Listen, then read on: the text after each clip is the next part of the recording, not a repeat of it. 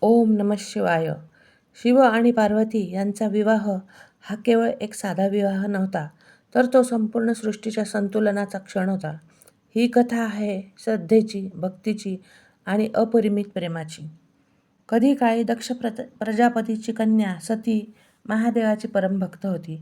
तिने महादेवाशी विवाह केला, पण तिच्या वडिलांना हा विवाह मान्य नव्हता.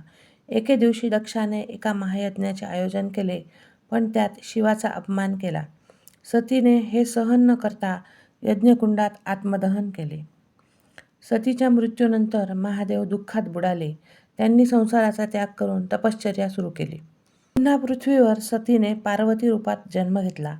लहानपणापासूनच तिने महादेवावर प्रेम केले आणि त्यांना पती म्हणून मिळवण्यासाठी कठोर तपस्या सुरू केली. तिच्या कठोर तपस्येमुळे संपूर्ण सृष्टी आश्चर्यचकित झाली. अखेरीस देवतांनी शिवाला पार्वतीच्या तपस्येबद्दल सांगितले. महादेवाने पार्वतीची निष्ठा तपासण्यासाठी एक युक्ती केली. त्यांनी साधूच्या वेशात येऊन पार्वतीला महादेवाचे दोष सांगायला सुरुवात केली. तो भस्म लावतो, तो स्मशानात राहतो, तो तपस्वी आहे. पण पार्वतीने आत्मविश्वासाने सांगितले, महादेवच माझे सर्वस्व आहेत. शिव तिच्या भक्तीने प्रसन्न झाले आणि अखेरीस पार्वतीचा स्वीकार करण्याचे ठरविले. अखेर तो शुभ दिवस उजडला. शिव आणि पार्वतीचा विवाह.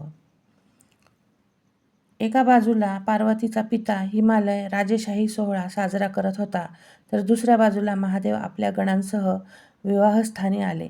त्यांच्यासोबत नाग, भूत, प्रेत, सिद्ध ऋषी होते. शिव आणि पार्वतीचा हा विवाह फक्त दोन व्यक्तींचे मिलन नव्हते, तर सृष्टीच्या संतुलनाचे प्रतीक होते. शिव आणि शक्ती यांचे पवित्र एकत्रीकरण. ही कथा आपल्याला शिकवते की श्रद्धा आणि तपश्चर्येने अशक्य काहीच नाही. भक्ती आणि समर्पणानेच महादेव प्रसन्न होतात. महाशिवरात्रीच्या दिवशी या पवित्र विवाह सोहळ्याची आठवण ठेवून आपणही महादेवाला प्रणाम करूया. ओम नमः शिवाय.